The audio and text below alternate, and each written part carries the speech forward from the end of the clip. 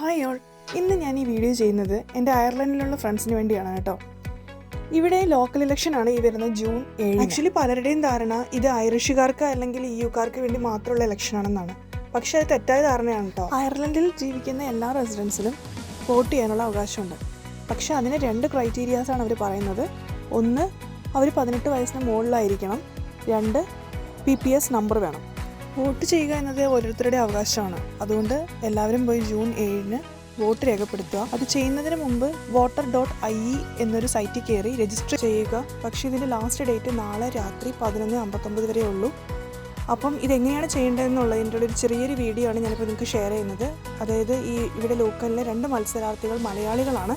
അതിലെ ഒരാളായ ജിതിൻ ചേട്ടൻ്റെ വീഡിയോ ആണ് ഞാൻ നിങ്ങൾക്ക് വേണ്ടി ഷെയർ ചെയ്തിരിക്കുന്നത്. Have you registered to vote in your local county council elections?